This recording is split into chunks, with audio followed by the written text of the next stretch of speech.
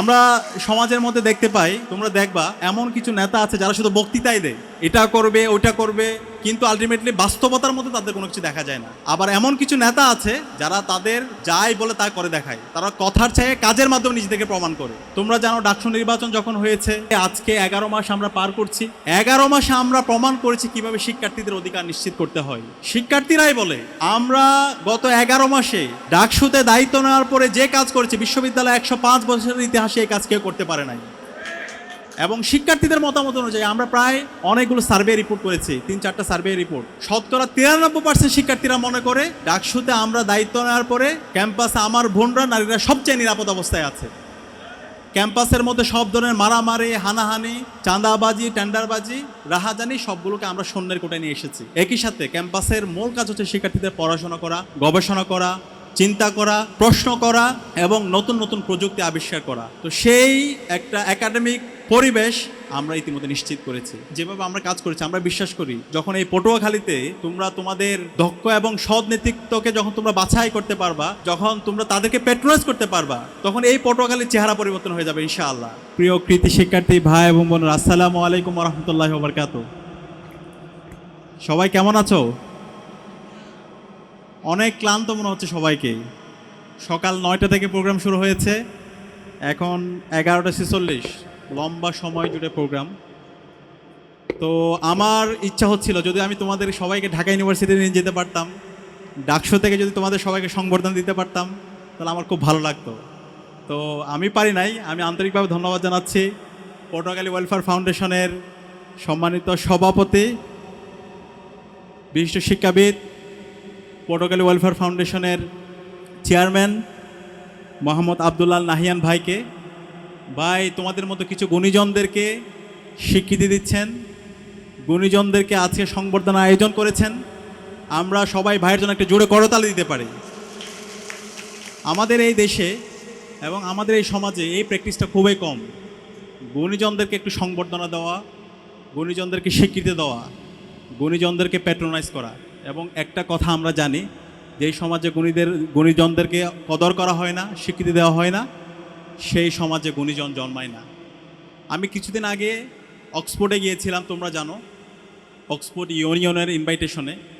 এবং ওই সময়ে অক্সফোর্ড ইউনিভার্সিটি, ক্যামব্রিজ ইউনিভার্সিটি, সোয়াস, ইউসেল সহ দুনিয়ার নামি দামি বিশ্ববিদ্যালয়গুলোকে ভিজিট করেছি।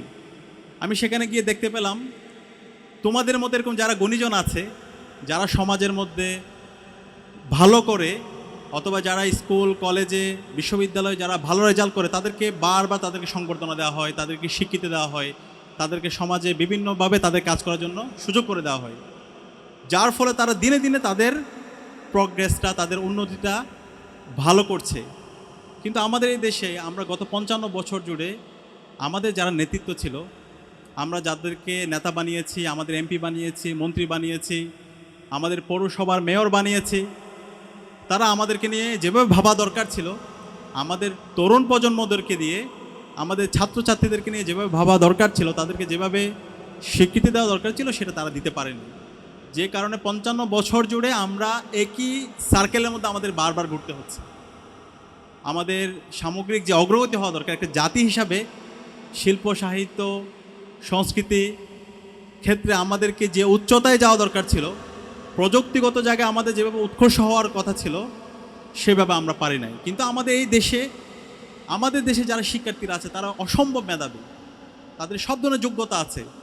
এই শিক্ষার্থী যখন দেশের বাইরে যাচ্ছে, সে যখন অক্সফোর্ডে যাচ্ছে, ক্যামব্রিজে যাচ্ছে, হাওয়ার্ডে যাচ্ছে, হার্ভার্ডে যাচ্ছে, অথবা অন্য কোনো দেশে কোনো ভালো ইউনিভার্সিটি পড়তে যাচ্ছে দেশের বাইরে, সেখানে সে সেরাদের সেরা হচ্ছে। কিন্তু এই শিক্ষার্থী যখন দেশে থাকে, তখন আমরা তাদেরকে ভালোভাবে প্যাট্রোনাইজ না করার কারণে তাদের থেকে আমরা যে প্রত্যাশা করি, সমাজ যে প্রত্যাশা করে, সেটা সে আউটপুট আমরা পাই না। তো সে জায়গায় আজকে তোমাদেরকে আগামীর জন্য প্রস্তুত করার জন্য, তোমাদেরকে আরও বেশি উৎসাহ দেওয়ার জন্য আজকে আমাদের নাহিয়ান ভাই চমৎকার একটা সংবর্ধনা আয়োজন করেছে। আমরা আবারও নাহিয়ান ভাইকে জুড়ে হাততালি, করতালির মাধ্যমে ধন্যবাদ জানাচ্ছি। আমরা সমাজের মধ্যে দেখতে পাই, তোমরা দেখবা সমাজের মধ্যে এমন কিছু নেতা আছে যারা শুধু বক্তৃতাই দেয়, এটা করবে ওটা করবে, কিন্তু আলটিমেটলি বাস্তবতার মধ্যে তাদের কোনো কিছু দেখা যায় না।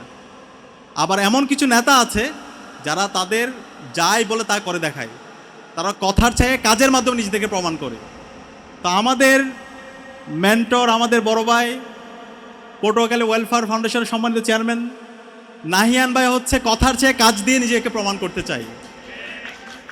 আমরা দেখতে পেয়েছি এই নাহিয়ান ভাই সেই কঠিন সময়গুলোতে সবসময় শিক্ষার্থীদের পাশে ছিল। এবং আমরা যদি আমাদের কথা বলি, তোমরা জানো ডাকসু নির্বাচন যখন হয়েছে, নির্বাচন পরে আজকে 11 মাস আমরা পার করছি। 11 মাসে আমরা প্রমাণ করেছি কিভাবে শিক্ষার্থীদের অধিকার নিশ্চিত করতে হয়। শিক্ষার্থীরাই বলে আমরা গত 11 মাসে ডাকসুতে দায়িত্ব নেওয়ার পরে যে কাজ করেছে, বিশ্ববিদ্যালয় 105 বছরের ইতিহাসে এই কাজ কেউ করতে পারে নাই। এবং শিক্ষার্থীদের মতামত অনুযায়ী আমরা প্রায় অনেকগুলো সার্ভে রিপোর্ট করেছি, 3-4টা সার্ভে রিপোর্ট। শতকরা 93% শিক্ষার্থীরা মনে করে ডাকসুতে আমরা দায়িত্ব নেওয়ার পরে ক্যাম্পাসে আমার বোনরা, নারীরা সবচেয়ে নিরাপদ অবস্থায় আছে। ক্যাম্পাসের মধ্যে সব ধরনের মারামারি, হানাহানি, চাঁদাবাজি, টেন্ডারবাজি, রাহাজানি সবগুলোকে আমরা শূন্যের কোটায় নিয়ে এসেছি। একই সাথে ক্যাম্পাসের মূল কাজ হচ্ছে শিক্ষার্থীদের পড়াশোনা করা, গবেষণা করা, চিন্তা করা, প্রশ্ন করা এবং নতুন নতুন প্রযুক্তি আবিষ্কার করা। তো সেই একটা একাডেমিক পরিবেশ আমরা ইতিমধ্যে নিশ্চিত করেছি। তো আমরা একই সাথে আমরা যেভাবে আমরা কাজ করেছি, আমরা বিশ্বাস করি যখন এই পটুয়াখালীতে তোমরা তোমাদের দক্ষ এবং সৎ নেতৃত্বকে যখন তোমরা বাছাই করতে পারবা, যখন তোমরা তাদেরকে প্যাট্রোনাইজ করতে পারবা, তখন এই পটুয়াখালীর চেহারা পরিবর্তন হয়ে যাবে ইনশাআল্লাহ। সুতরাং সেই ধরনের একজন মানুষ হচ্ছে আমাদের নাহিয়ান ভাই, আব্দুল্লাহ নাহিয়ান ভাই, যিনি সবসময় এই অঞ্চলের মানুষের মুক্তির জন্য তিনি কাজ করে যাচ্ছেন, শিক্ষার্থীদের অধিকার আদায়ের জন্য তিনি কাজ করে যাচ্ছেন। আমরা দেখতে পেয়েছি বিভিন্ন ধরনের কালচারাল প্রোগ্রাম তিনি করেছেন। যারা বেকার আছে, বেকার যুবকদের জন্য বিভিন্ন ধরনের কর্মসংস্থান করার জন্য তিনি কাজ করে যাচ্ছেন। হাসপাতাল মানুষদেরকে মেডিকেল ক্যাম্প, ফ্রি মেডিকেল ক্যাম্পের মাধ্যমে তাদের ট্রিটমেন্ট সেবা মানুষের বাড়ি পর্যন্ত পৌঁছে দেওয়ার জন্য তিনি কাজ করে যাচ্ছেন। একই সাথে যারা বিভিন্নভাবে অসহায় আছে, সবসময় সুখে দুঃখে তাদের পাশে তিনি কাজ করে যাচ্ছেন এবং এই ধরনের কৃতি সংবর্ধনা তিনি সবসময় আয়োজন করে যাচ্ছেন। তা আমরা আশা করব এই অঞ্চলের মানুষ এই ধরনের নাহিয়ান ভাইদের মতো সৎ নেতৃত্বের উপর আস্থা রাখবে ইনশাআল্লাহ। এবং আমরা বিশ্বাস করি নাহিয়ান ভাইরা যখন আপনাদের ম্যান্ডেট পেয়ে নির্বাচিত হয়ে আসবে, তিনি আপনাদের সেবক হবেন না, তিনি আপনাদের নেতা হবেন না, তিনি হবেন আপনাদের সেবক ইনশাআল্লাহ। আমি আজকে যারা সংবর্ধনা অনুষ্ঠানে উপস্থিত হয়েছেন, প্রিয় কৃতি শিক্ষার্থী ভাই এবং বোনেরা, আমি আপনাদেরকে অনুরোধ করব, আপনারা যে সংবর্ধনা পেয়েছেন, সংবর্ধনা পাওয়ার পর যদি মনে করেন যে আপনাদের জীবন অনেক বেশি সফল হয়ে গেছেন, এটাই সব কিছু, তাহলে কিন্তু আপনারা ভুল করবেন। আপনারা জীবনে একটা স্টেজ অতিক্রম করছেন, সামনে আপনাদের জন্য অনেক লম্বা একটা জার্নি আছে। সামনে আপনারা এসএসসি পরীক্ষা দিবেন, এরপরে এসএসসি দাখিলের পরে ইন্টারমিডিয়েট আলিম পরীক্ষা দিবেন, এরপর বিশ্ববিদ্যালয় ভর্তি যুদ্ধ আছে, বিশ্ববিদ্যালয় সফলতার সাথে শেষ করার পরে এরপর আপনাদের চাকরির পরীক্ষা আছে। এই লম্বা সময় জুড়ে আপনারা যদি সফল হতে চান, আপনাদেরকে জীবনে কিছু প্রিন্সিপাল মেনটেন করতে হবে। আমরা যদি সফল মানুষের গল্প দেখি, যে মানুষরা দুনিয়াতে সফল হয়েছে এবং তারা সমাজে মানুষের কল্যাণের কারণ হয়েছে, তাদের সফলতার পিছনে যদি আমরা তাদের গল্পগুলো দেখি, তারা কিছু প্রিন্সিপাল মেনটেন করেছেন। এর মধ্যে এক নাম্বার হলো, সফল মানুষরা সবসময় পজিটিভ চিন্তা করে, তারা সবসময় আত্মবিশ্বাসী হয়, তারা মন থেকে বিশ্বাস করে যে তাদের দ্বারা সম্ভব। আমি কয়েকজন মানুষের এক্সাম্পল দিই।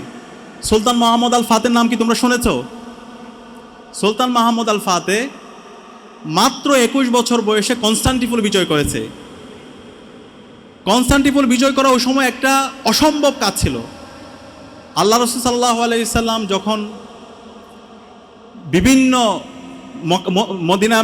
মক্কা বিজয়ের পরে যখন বিভিন্ন জায়গায় একের পর এক বিজয় হচ্ছিল, এরপরে আল্লাহ রাসূল ইসলাম তখন চেষ্টা করলেন, তখন ওই সময়ের কনস্টান্টিনোপল জয় করার জন্য বাইজেন্টাইন সাম্রাজ্যের বিরুদ্ধে উনি চেষ্টা করলেন, কিন্তু ওই সময়ে দূরত্ব এবং সব মিলে সফল হতে পারেন নাই।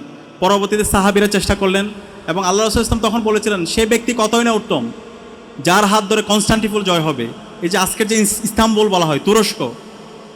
পরবর্তীতে ওই সময়ে আবু আইয়ুব আনসারী 80 বছর বয়সে তিনি রওনা দিয়েছিলেন, কিন্তু তিনি ব্যর্থ হয়েছেন। পরবর্তী সাহাবীরা চেষ্টা করলেন, অসংখ্য সাহাবীরা চেষ্টা করলেন। সর্বশেষ সুলতান মোহাম্মদ আল ফাতেহ মাত্র 21 বছর বয়সে, আমাদের মতো টকবকে বয়সে, তোমাদের মতো টকবকে তরুণ বয়সে সুলতান মোহাম্মদ আল ফাতেহ কনস্টান্টিনোপল বিজয় করেছিলেন। তো কনস্টান্টিনোপল বিজয়ের পেছনের, সফলতার পেছনে মূল যেই মোটিভেশনটা ছিল সেটা হচ্ছে সুলতান মোহাম্মদ আল ফাতেহ আল্লাহর উপর তাওয়াক্কুল করেছিলেন এবং তিনি ওনার জায়গা থেকে অনেক বেশি পরিশ্রম করেছিলেন। তো তুমি যদি অনেক বেশি আল্লাহর উপর তাওয়াক্কুল করতে পারো এবং যদি তোমার জায়গা থেকে তুমি পরিশ্রম করো, তাহলে অবশ্যই সফলতা তোমাকে হাতছানি দিয়ে ডাকবে ইনশাআল্লাহ। সফলতার মূল মন্ত্র হচ্ছে এই দুইটা কাজ, আল্লাহর উপর তাওয়াক্কুল করতে হবে এবং কঠোর অধ্যবসায় করতে হবে, পরিশ্রম করতে হবে। তোমরা কি এই কাজ করতে পারবা? তাহলে ইনশাআল্লাহ, তাহলে পরবর্তী যে জার্নি আছে প্রত্যেকটা জায়গায় তোমরা সফল হবা। 2 নাম্বার হলো, সফল হওয়ার জন্য অনেক বেশি কৃতজ্ঞ হইতে হবে, গ্রেটফুল হইতে হবে। আমাদেরকে কৃতজ্ঞ হইতে হবে আমাদের বাবা মায়ের প্রতি, যে বাবা মা রাত দিন এক করে তারা আমাদের জন্য কাজ করছেন, আমাদেরকে তারা জন্ম দিয়েছেন এবং আমাদের সকল চাওয়া পাওয়া তারা পূরণ করছেন। তাদের সকল চাওয়া পাওয়াকে তারা, নিজেদের যে চাওয়া পাওয়া আছে সেগুলোকে তারা জলাঞ্জলি দিয়ে আমাদের প্রত্যেকটা চাওয়া পাওয়া তারা পূরণ করছেন। সে বাবা মায়ের মন থেকে দোয়া আসে এমন কাজ করতে হবে, এমন কোনো কাজ করা যাবে না তারা উফ শব্দটা পর্যন্ত বলে। এটা যদি হয় তাহলে তুমি কখনো সফল হইতে পারবে না। সুতরাং বাবা মায়ের মন থেকে দোয়া আসে এমন কাজ করতে হবে। একই সাথে আমাদের সৃষ্টিকর্তা আল্লাহর প্রতি অনেক বেশি কৃতজ্ঞ হইতে হবে। আমরা যারা মুসলমানরা আছি, আমাদের সৃষ্টিকর্তা আমাদেরকে যে জন্য এই দুনিয়ায় পাঠিয়েছেন, দিনে 5 ওয়াক্ত নামাজ ঠিকমতো আদায় করা, যদি পারা যায় মাঝে মধ্যে নফল ইবাদত করা এবং আল্লাহর কাছে জায়নামাজে গিয়ে আমাদের ব্যক্তিগত সমস্যা, পারিবারিক সমস্যা, আমাদের সকল সমস্যার কথাগুলো বলা, সেটা যদি বলতে পারো আল্লাহ তাআলা তোমাকে এত বেশি দিবে তুমি চিন্তাও করতে পারবে না। কোরআনের মধ্যে আল্লাহ তাআলা বলেছেন, ইয়া আইয়ুহাল্লাযীনা আমানু ইসতাঈনু বিস-সাবরি ওয়াস-সালাহ ইন্নাল্লাহা মা'আস-সাবিরিন। হে বিশ্বাসীরা, তোমরা সালাত এবং সবরের মাধ্যমে আল্লাহর কাছে সাহায্য প্রার্থনা করো, নিশ্চয় আল্লাহ তাআলা ধৈর্যশীলদের সাথে আছেন। তো সে কারণে আমাদের সালাত এবং সবরের মাধ্যমে আল্লাহর কাছে সাহায্য চাইতে হবে এবং একই সাথে আমাদের যারা পাড়া প্রতিবেশী আছে তাদের প্রতি অনেক বেশি কৃতজ্ঞ হইতে হবে। তাদের সাথে সুন্দর আচরণ করা, তাদের জন্য ভালো কাজ করা, তাদের পাশে থাকা, সুখে দুঃখে অংশীদার হওয়া, সেই কাজগুলো যদি করতে পারি তাহলে দেখবা যে হচ্ছে আল্লাহ তাআলা তোমাকে অনেক বেশি সফল করবে। 3 নাম্বার হলো বি কনসিস্টেন্ট। পড়াশোনার মধ্যে কনসিস্টেন্সি থাকতে হবে। যে তোমরা এখন ভালো রেজাল্ট করেছো, ক্লাস 5 এবং 8-এ তোমরা বৃত্তি পেয়েছো, এরপর যদি এখন তোমরা পড়াশোনা বন্ধ করে দাও, তোমাদের যদি কোনো রুটিন না থাকে, কোনো ভিশন না থাকে, তাহলে কিন্তু তোমরা পরবর্তীতে খারাপ করবে। আমরা অনেকে দেখতে পাই যারা ক্লাস 5-এ, ক্লাস 8-এ বৃত্তি পাওয়ার পরও এসএসসিতে গিয়ে তারা খুব খারাপ রেজাল্ট করে, অনেকে A+ পায় না, এমন আছে অনেকে ফেলও করে ফেলে। অনেকে আবার এসএসসিতে ভালো রেজাল্ট করার পর ইন্টারমিডিয়েটে অনেক খারাপ রেজাল্ট করে, অথবা 2টাতে A+ পাওয়ার পরও বিশ্ববিদ্যালয়ে কোনো ভালো বিশ্ববিদ্যালয়ে তারা চান্স পায় না। তো সেই কারণে পড়াশোনার মধ্যে একটা কনসিস্টেন্সি, তোমার যে ভিশন, তুমি আগামী 10 বছর পরে নিজেকে কোন পজিশনে নিয়ে যেতে চাও, সেই ভিশনের আলোকে তোমার জন্য একটা রুটিন ওয়ার্ক থাকে, তোমার জন্য একটা রিপোর্ট সিস্টেম থাকে। তো সেই কনসিস্টেন্সি যদি থাকে তাহলে অবশ্যই তুমি সফল হবে। আমরা পৃথিবীতে যত সফল মানুষ দেখতে পাই প্রত্যেকেই অনেক বেশি অধ্যবসায়ী, তারা তাদের পড়াশোনার মধ্যে একটা কনসিস্টেন্সি রাখে। তা আমি বিশ্বাস করি তোমরা সেই কনসিস্টেন্সি মেনটেন করবা। একই সাথে বি হাম্বল, সফল হওয়ার জন্য বিনয়ী হইতে হবে। যারা অনেক বেশি অহংকারে উদ্যমী আচরণ করে তারা কিন্তু ব্যর্থ হয়। কোরআনের মধ্যে আল্লাহ তাআলা বলেছেন আল্লাহর প্রকৃত বান্দা হচ্ছে তারা, ওয়া ইবাদুর রহমানিল্লাযীনা ইয়ামশুনা আলাল আরদি হাওনা ওয়া ইযা খাতাবাহুমুল জাহিলুনা ক্বালু সালামা ওয়াল্লাযীনা ইয়াবিতুনা লিরাব্বিহিম সুজদাও ওয়া কিয়ামা। আল্লাহ তাআলা বলতেছেন আল্লাহর ইবাদুর রহমান প্রকৃত বান্দা হচ্ছে তারা যারা জমিনের মধ্যে খুবই নম্র সহকারে চলাফেরা করে এবং অজ্ঞদের সাথে যখন তাদের সাক্ষাৎ হয় তারা তাদের জন্য শান্তি কামনা করে, তাদের সাথে অযথা খারাপ আচরণ করা থেকে তারা বিরত থাকে। তো তোমরা কি বিনয়ী হইতে পারবা? ইনশাআল্লাহ যারা বিনয় হবে আল্লাহ তাআলা তাদেরকে অবশ্যই সফল করবে। আর হলো অনেক বেশি আশাবাদী হইতে হবে, be optimistic, never be pessimistic. হতাশাবাদী হলে চলবে না। যারা আশাবাদী, যারা বিশ্বাসী তারা অবশ্যই বিজয়ী হবে। তো আমি বিশ্বাস করি আমার সামনে যারা বসে আছে তোমরা আগামীর বাংলাদেশ, এখান থেকেই তোমরা তোমাদের মেধার স্বাক্ষর রেখে ইনশাল্লাহ আগামীর বাংলাদেশ এবং সারা দুনিয়া নেতৃত্ব দেওয়ার মতো ক্যাপাসিটি সম্পন্ন কিছু মানুষ এখান থেকে তৈরি হবে ইনশাআল্লাহ। আমি আল্লাহর কাছে তোমাদের জন্য সেই দোয়া করছি আল্লাহ পাক সুবহানাহু ওয়া তাআলা তোমাদের যোগ্যতাকে আরও বাড়িয়ে দিক। একই সাথে আমরা তোমাদের প্রতি আহ্বান থাকবে, তোমরা একটা কাজ সবসময় মাথায় রাখবা, আল্লাহর কাছে দোয়া করবা, আল্লাহ আমি এই দুনিয়ায় যতদিন বাঁচবো আমি যেন এই সমাজের কল্যাণের কারণ হতে পারি, আমি যেন এমন কোনো কাজ করে না করি যার মাধ্যমে মানুষ আমাকে অভিশাপ দেয়। তো সমাজের যেন কল্যাণের কারণ হতে পারি সেই ধরনের কাজ করবা। আল্লাহ পাক সুবহানাহু ওয়া তাআলা তোমাদেরকে আরও যোগ্যতা বাড়িয়ে দিক। এবং আজকে যারা বৃত্তি পেয়েছো তোমাদেরকে ঢাকা বিশ্ববিদ্যালয় কেন্দ্রীয় ছাত্র সংসদের পক্ষ থেকে আমি আন্তরিকভাবে মোবারকবাদ জ্ঞাপন করছি, শুভেচ্ছা জানাচ্ছি। ইনশাআল্লাহ তোমাদের জন্য আমরা ঢাকা বিশ্ববিদ্যালয় সহ বাংলাদেশের বড় বড় ক্যাম্পাসগুলোতে অপেক্ষা করছি। সেই ক্যাম্পাসগুলোতে তোমরা যাবা এবং সেই ক্যাম্পাসে গিয়ে তোমাদের মেধার স্বাক্ষর রেখে তোমরা নিজেদেরকে প্রস্তুত করে আগামীর বাংলাদেশ এবং সারা দুনিয়ায় তোমরা নেতৃত্ব দেওয়ার জন্য নিজেদেরকে প্রস্তুত করবা, সেই প্রত্যাশা ব্যক্ত করে এবং আজকের এই আয়োজন করার জন্য পটুয়াখালী ওয়েলফেয়ার ফাউন্ডেশনের সম্মানিত চেয়ারম্যান মোহাম্মদ আব্দুল আল নাহিয়ান ভাইকে আবারও ধন্যবাদ জানিয়ে আমি আমার কথা এখানে শেষ করছি। আসসালামু আলাইকুম রহমতুল্লাহ।